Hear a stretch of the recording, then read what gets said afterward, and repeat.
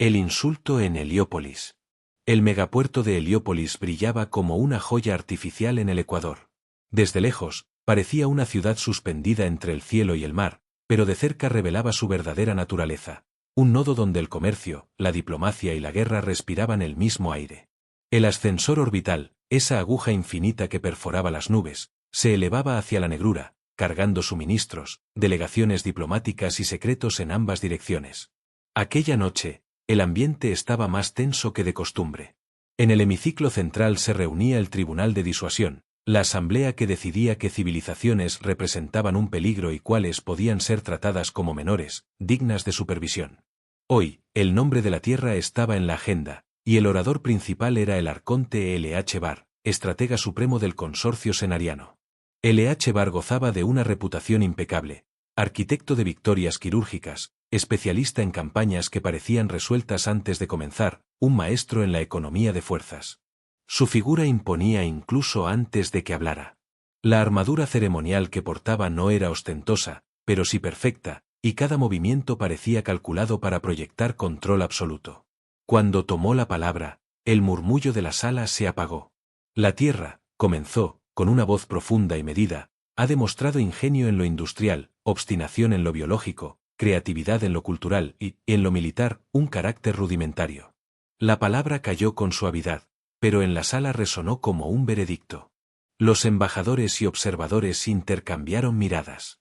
Rudimentario. El término no era un insulto abierto, pero en el lenguaje diplomático del tribunal equivalía a una condena. Una civilización con ese calificativo quedaba relegada al rango de amenaza de segundo orden, susceptible de tutela o protección forzada. En el sector de los observadores, Valeria Cruz no movió un músculo. Representaba a la Alianza Terrestre, pero no llevaba toga diplomática ni condecoraciones. Vestía un uniforme de corte sobrio, sin insignias visibles, y sobre su cuello descansaba un collar de balas mate, cada cartucho gastado, pulido y grabado con microinscripciones invisibles para el ojo desnudo. No era un adorno. No era un gesto folclórico. Era memoria y, para quien supiera leerlo, también un mecanismo. Las paredes transparentes del hemiciclo mostraban la vasta curva de la Tierra y en la órbita baja, el brillo disperso de la nube de chatarra que los cenarianos despreciaban como un vertedero cósmico. Para la humanidad, esa nube tenía otro nombre, el anillo gris. Era, oficialmente, un conglomerado de satélites inactivos, restos de lanzadores y piezas olvidadas de estaciones orbitales. En realidad, era una red de nodos armados, camuflados como basura, listos para activarse cuando recibieran la orden correcta.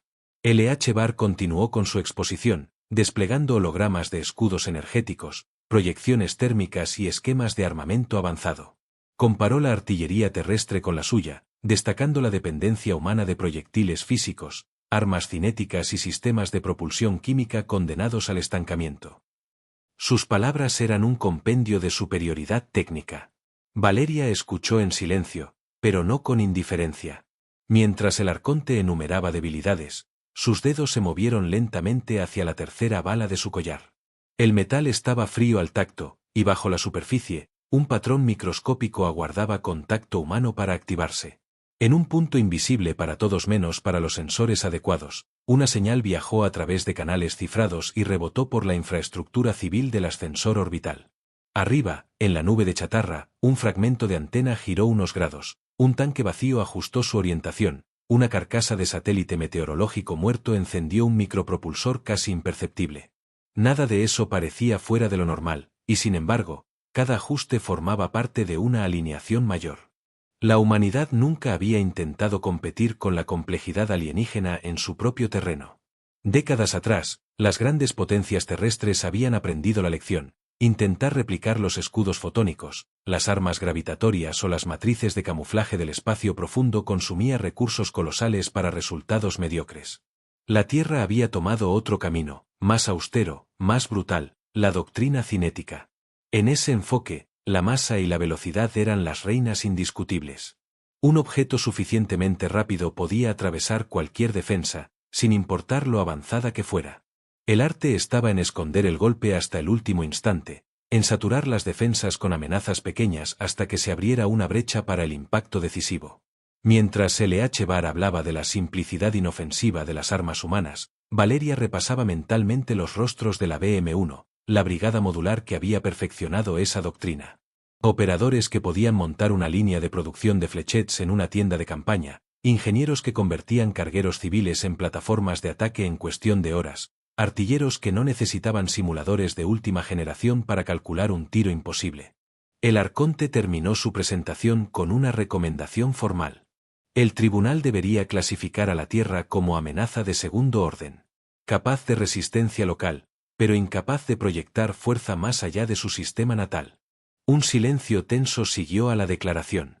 El protocolo exigía que la parte señalada pudiera dar una réplica. Valeria no pidió la palabra. No movió un pie. Solo dejó que su mano descansara sobre la bala central del collar. En la bóveda de cielo visible desde el hemiciclo, la nube de chatarra siguió su órbita, tan anodina como siempre. Nadie en la sala vio cómo un conjunto de trayectorias comenzaba a sincronizarse en un patrón invisible para el ojo humano. Nadie salvo ella. La réplica había comenzado, y no necesitaba palabras. Principio de inercia. El sol caía a plomo sobre el desierto de Atacama, convirtiendo el aire en un espejismo vibrante. A kilómetros de cualquier asentamiento, la BM-1 operaba en un polígono sin nombre, una franja de arena y roca donde la tierra estaba marcada por huellas profundas de maquinaria y cráteres de impactos recientes. Aquí no había banderas, ni discursos, ni ceremonias. Solo el sonido de compresores, impresoras metálicas y cañones de riel. La BM-1 no era una unidad convencional. Era una brigada modular, capaz de desmantelarse y reconfigurarse en horas, de ser una fábrica flotante en la mañana y una línea de artillería antes del anochecer. Su doctrina se resumía en una frase: si algo puede moverse lo bastante rápido, puede decidir una guerra. En un extremo del campo, varias impresoras de polvo metálico escupían proyectiles como si fueran granos de arena. Flechettes del tamaño de un dedo, varillas de tungsteno, cuerpos aerodinámicos diseñados para resistir aceleraciones imposibles. No había adornos ni acabados pulidos, eran armas creadas para ser usadas, no admiradas. Los railguns, apoyados en soportes giratorios, apuntaban hacia blancos situados a varios kilómetros. Los técnicos verificaban calibraciones, y cada disparo se registraba con precisión milimétrica. El estallido electromagnético de un disparo hizo vibrar el suelo. Un proyectil cruzó el horizonte en una línea invisible y golpeó un bloque de aleación reciclada. El impacto no fue una explosión, fue un golpe seco, puro, que deformó el metal como si fuera arcilla. Valeria Cruz, observando desde una plataforma elevada, no necesitaba tomar notas. Cada impacto, cada lectura de dispersión, cada ajuste de trayectoria quedaba grabado en su memoria. Ella había visto cómo estas pruebas se traducían en resultados reales, en combates donde la cadencia y la masa eran más decisivas que cualquier haz de luz exótico. Dispersión de 0,6%, informó un operador. En la BM-1, ese margen era motivo de satisfacción. No buscaban el disparo perfecto de laboratorio, sino la fiabilidad en condiciones reales: calor extremo, polvo en los mecanismos, interrupciones en la alimentación de energía. En la zona sur del campo, se desarrollaba una simulación de defensa del ascensor. La misión: proteger un punto crítico contra un ataque orbital simulado. La brigada desplegaba sus contramedidas: nubes de microespejos, señuelos térmicos, y sobre todo, la lluvia de alfileres, una saturación de proyectiles minúsculos disparados desde múltiples ángulos. Los escudos simulados que protegían el objetivo comenzaron a sudar. En las pantallas térmicas, aparecían manchas amarillas y naranjas, puntos donde la disipación de calor no alcanzaba a seguir el ritmo de los impactos. Ese era el momento que la BM-1 buscaba. En una situación real, un proyectil mayor seguiría inmediatamente a la cortina de alfileres, aprovechando el microsegundo en que el escudo debía redistribuir su energía. Era una táctica sencilla en concepto, pero devastadora en la práctica. Mientras la simulación continuaba, Valeria recibió un mensaje cifrado en su comunicador. Lo leyó sin que su expresión cambiara: flota de demostración senariana en ruta a órbita baja. Preparar opciones. No era una visita amistosa. LH iba a respaldar sus palabras con una exhibición de fuerza. Quizá pensaba intimidar. Quizá ignoraba que, allá arriba, en el anillo gris, cada cartucho del collar de Valeria era una llave lista para alinear la basura espacial en un patrón letal. El principio de inercia no era solo física. Era estrategia. Una vez que una decisión se ponía en movimiento, la BM-1 se encargaba de que nada pudiera detenerla. Cátedra de logística. En la guerra, la artillería dicta el volumen, pero la logística escribe la partitura. En la BM-1 esa frase no era una metáfora, era una ley de la física aplicada a la supervivencia. La mañana en la que Valeria Cruz recibió la confirmación del movimiento de la flota senariana, las instalaciones de la brigada en el desierto de Atacama parecían una fábrica más que una base militar. No había filas ceremoniales ni oficiales de gala. En lugar de eso, pasillos improvisados entre contenedores, grúas automáticas que levantaban bobinas de cable superconductivo, y cintas transportadoras llenas de munición saliendo de impresoras de polvo metálico.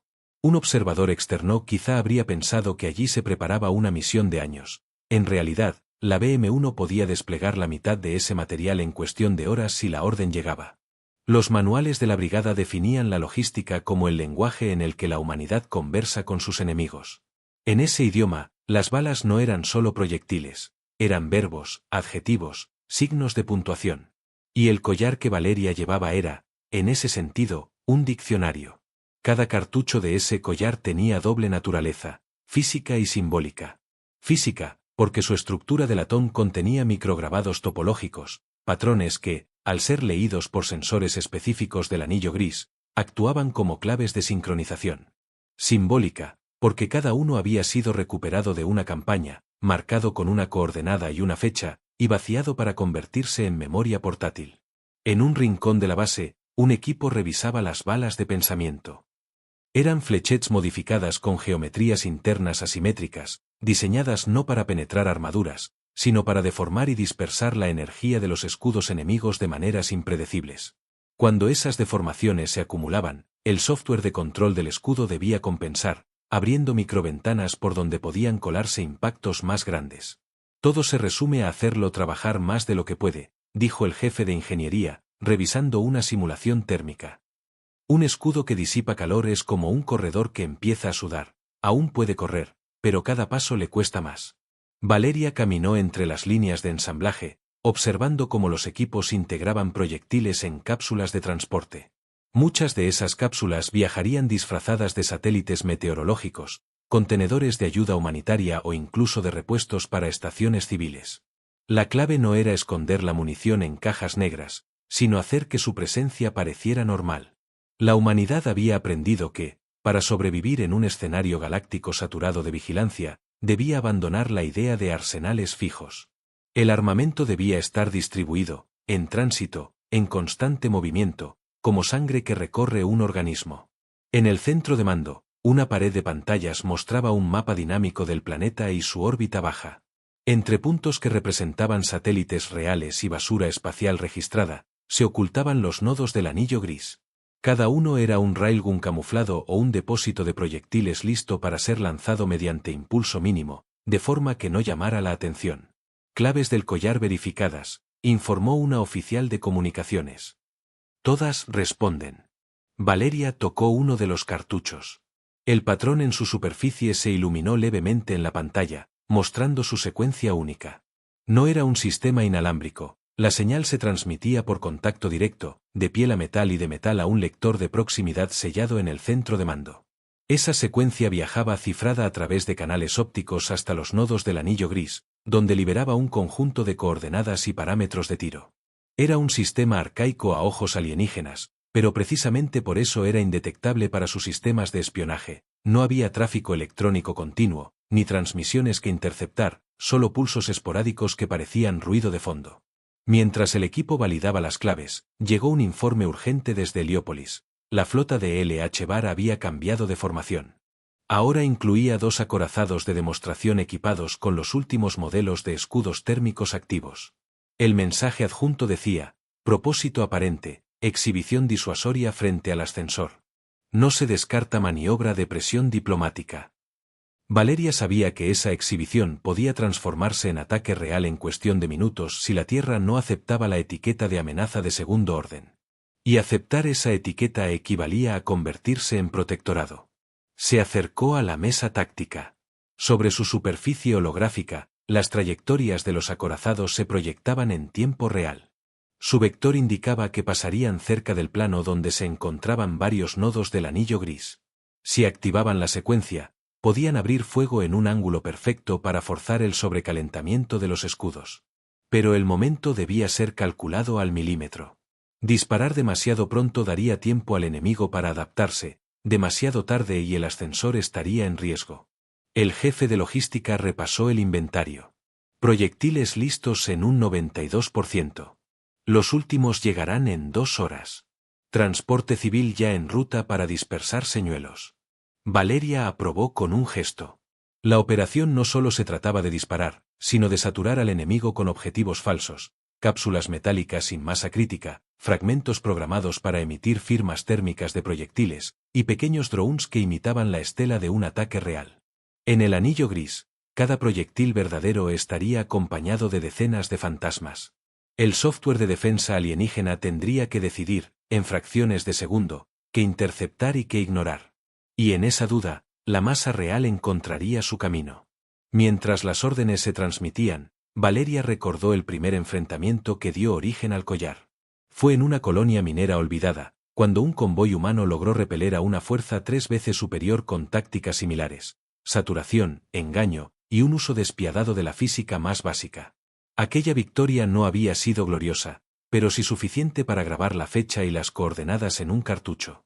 La pantalla mostró una advertencia: la flota senariana había reducido su velocidad y se alineaba con el eje del ascensor. LH-Bar iba a poner su rudimentario enemigo bajo la sombra de sus acorazados. Valeria respiró hondo. El principio de inercia ya estaba escrito en las balas. Ahora tocaba que la logística escribiera la frase completa. El día que el escudo sudó. La órbita baja sobre la Tierra estaba despejada, con un brillo azul que parecía inofensivo, hasta que la sombra de la flota senariana empezó a cubrir el ascensor orbital. 2 acorazados en formación cerrada, acompañados por fragatas de escolta y naves de soporte logístico, descendieron a una posición que no dejaba duda. Estaban allí para imponer presencia, no para ocultarse. Desde la base de la BM-1 en el desierto de Atacama, las pantallas mostraban la proyección de las trayectorias, el ritmo de giro de los radiadores de las naves y la intensidad de sus escudos. Los senarianos presumían de que sus defensas podían mantener la integridad térmica durante semanas bajo fuego constante. Era el equivalente a proclamar que podían correr una maratón sin sudar. Valeria Cruz, de pie frente a la mesa táctica, sabía que todo corredor, tarde o temprano, transpira. La diferencia era forzar ese momento antes de que el rival pudiera reaccionar. Activar lluvia de alfileres, ordenó sin levantar la voz. En el anillo gris, disperso en miles de kilómetros de basura espacial aparentemente inerte, se produjo un cambio casi imperceptible. Pequeños propulsores fríos comenzaron a girar objetos hasta alinearlos con el plano de ataque. No eran armas visibles, sino paneles rotos, tanques vacíos, antenas plegadas, cada uno con un railgun miniaturizado oculto en su estructura. Los sensores senarianos detectaron movimiento, pero el patrón no coincidía con un ataque masivo. Eran demasiados objetos, demasiado pequeños, demasiado erráticos, o eso creían. A las 4:12 UTC, el primer proyectil salió disparado. Apenas 1 gramo de tungsteno a velocidad hipersónica. Impactó contra el escudo de la fragata líder, disipando una cantidad ridícula de energía. Un ataque insignificante, hasta que fue seguido por otro, y otro, y otro. En menos de 3 segundos, docenas de impactos golpearon en distintos puntos de los escudos. Cada impacto obligaba al sistema defensivo a redistribuir energía y disipar calor. El software estaba diseñado para manejar múltiples puntos de estrés, pero no para lidiar con cientos de impactos minúsculos desde múltiples vectores al mismo tiempo. En la pantalla térmica de la BM-1, el color azul de los escudos comenzó a llenarse de manchas amarillas. Subir cadencia al 120%, ordenó Valeria. La lluvia de alfileres se intensificó. Los proyectiles eran tan pequeños que no requerían gran energía para ser acelerados, lo que permitía disparos constantes sin agotar las reservas del anillo gris. Las defensas senarianas empezaron a mostrar un patrón de respuesta que los analistas humanos conocían bien. Los radiadores aumentaban su frecuencia de apertura, liberando más calor de lo habitual. En el puente del acorazado insignia, LH-Bar observaba los datos. Su instinto le decía que algo estaba fuera de lugar. Aquello no era un ataque real, pero tampoco una simple provocación. En la BM-1, la oficial de telemetría señaló la pantalla. Sectores 7 y 9 del escudo enemigo con sobrecarga del 3%. Subiendo rápido. Valeria tocó la quinta bala del collar. El patrón grabado en su superficie liberó una secuencia nueva al sistema de mando. En el anillo gris, los railguns de baja firma ajustaron su orientación. El siguiente disparo no sería de alfileres. A las 4:17 UTC, una varilla de tungsteno de 3 metros fue lanzada desde una estructura que, hasta ese momento, los enarianos creían un tanque de combustible abandonado. La varilla no llevaba explosivos, solo masa y velocidad. Atravesó el vacío en silencio, invisible a los sensores ópticos por su temperatura cuidadosamente controlada. Cuando impactó contra el acorazado, no hubo explosión. No la necesitaba. La energía cinética arrancó un segmento de blindaje y lo envió girando hacia el abismo. El escudo había fallado justo en el microsegundo necesario para que el golpe pasara limpio. En Heliópolis, el público no lo vio, pero los ingenieros militares sí. Y en el rostro de L.H. Barr apareció una tensión imperceptible, el reconocimiento de que su escudo había sudado y sangrado. Las fragatas intentaron reposicionarse para cubrir el flanco expuesto, pero el anillo gris ya había calculado nuevas trayectorias. Cada proyectil grande se enviaba precedido de una cortina de alfileres, saturando los escudos antes del impacto decisivo. En tierra, Valeria sabía que la exhibición no podía prolongarse demasiado. El objetivo no era destruir la flota, sino demostrar que la etiqueta de rudimentario ya no se sostenía. Aún así, L.H. Barr no parecía dispuesto a retirarse. A las 4:25 UTC, un haz de plasma emergió del acorazado, dirigido no contra las posiciones humanas, sino hacia un punto del ascensor orbital. Era una advertencia, podían golpear si querían. Valeria no dudó. Tocó la segunda bala de su collar. En respuesta, una serie de proyectiles desde el anillo gris se alinearon con la trayectoria del haz, generando un campo de fragmentos que lo disipó antes de que alcanzara su objetivo. El plasma se dispersó en un resplandor breve, como un relámpago frustrado. En ese momento, L.H. Barr comprendió que estaba atrapado en una partida donde la Tierra no jugaba a su juego, y que cada movimiento suyo sería respondido con física pura, sin necesidad de igualar su tecnología. En la BM-1, el silencio era absoluto. La pantalla térmica mostraba los escudos enarianos al límite, sus radiadores desplegados como flores metálicas al sol, sudando en el vacío. El día que el escudo sudó, la flota entera lo sintió. Y la galaxia, pronto, lo sabría. El silencio del estratega. En la órbita baja, la batalla había dejado de ser un espectáculo de demostraciones para convertirse en un pulso tenso. Los escudos enarianos, otrora símbolos de invulnerabilidad, ahora respiraban con dificultad, sus radiadores abiertos al máximo como branquias forzadas a filtrar un océano hirviente. El color uniforme de sus proyecciones energéticas se había tornado en un mosaico irregular, zonas verdes aún fuertes, sectores amarillos en estrés, y parches rojos donde la disipación apenas podía seguir el ritmo. En el centro de mando del acorazado insignia, el arconte L.H. Barr permanecía inmóvil. No había gritado, no había ordenado fuego indiscriminado.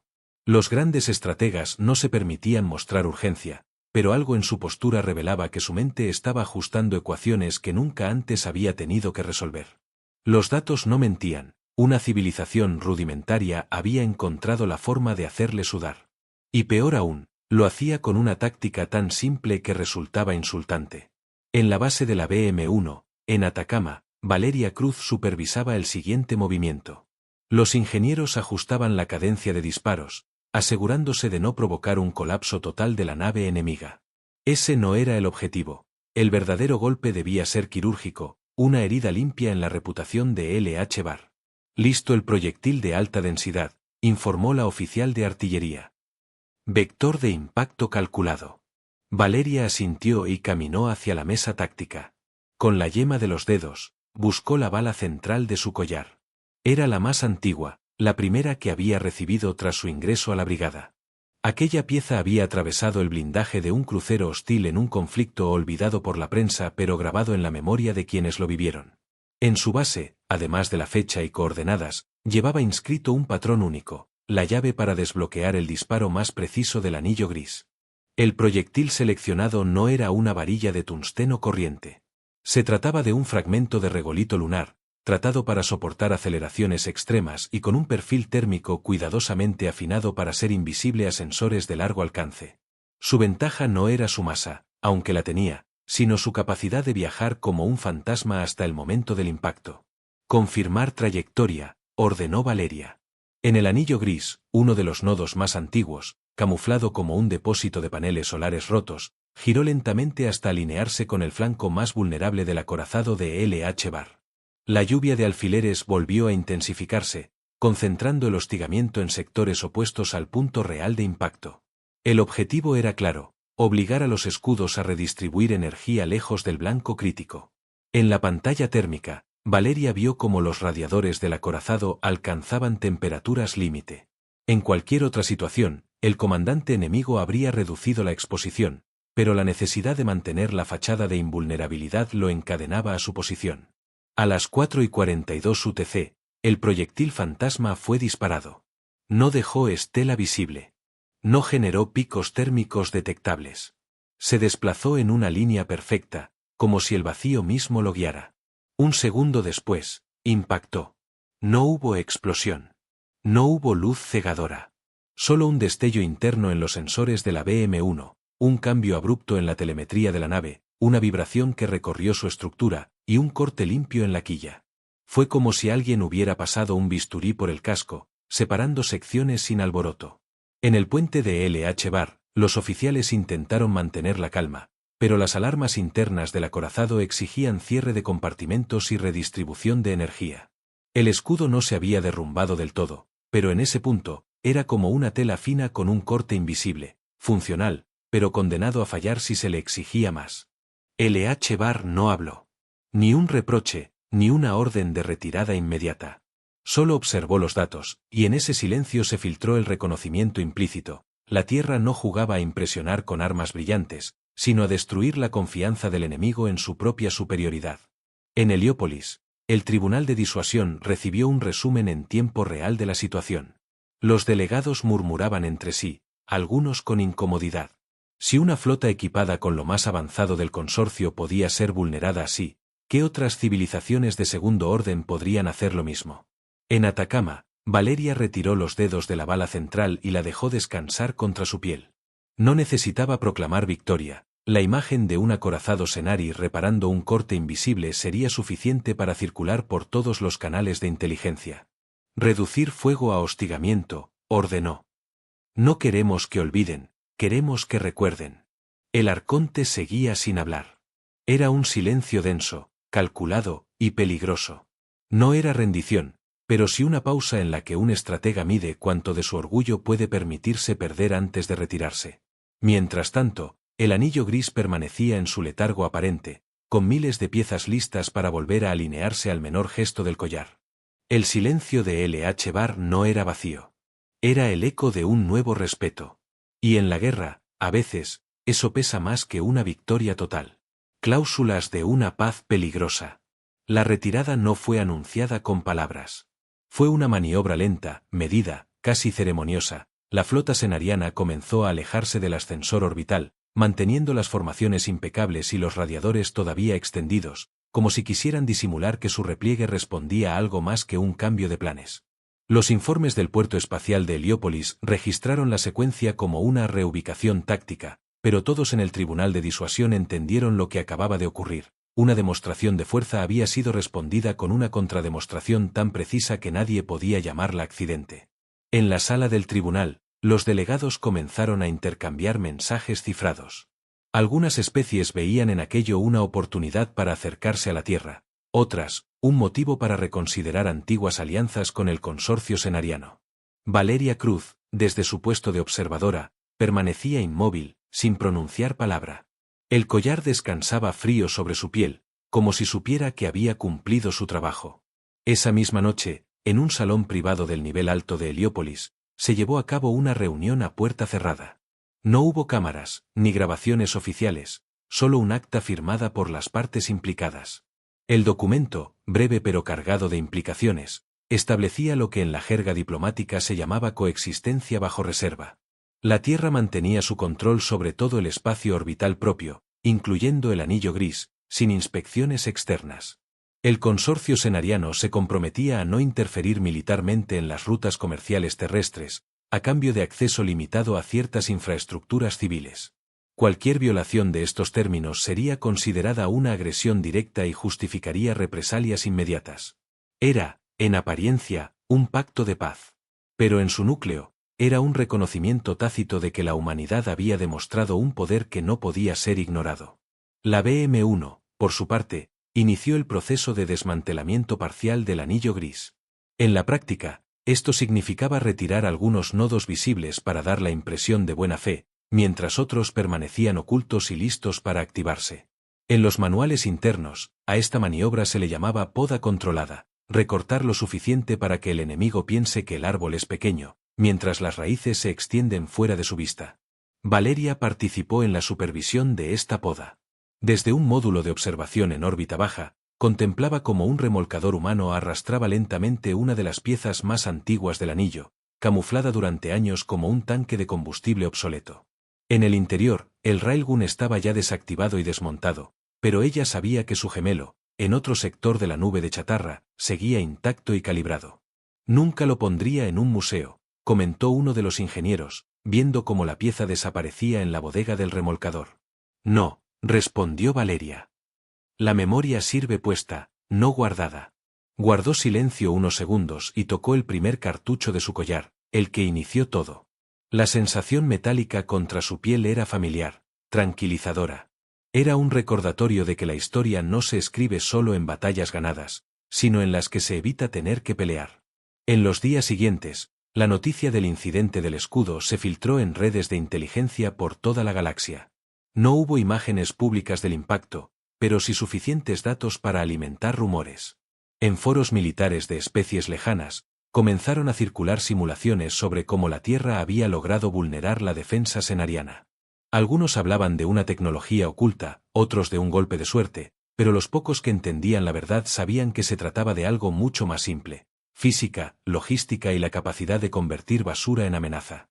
El propio L.H. Barr, fiel a su reputación, nunca habló públicamente del encuentro.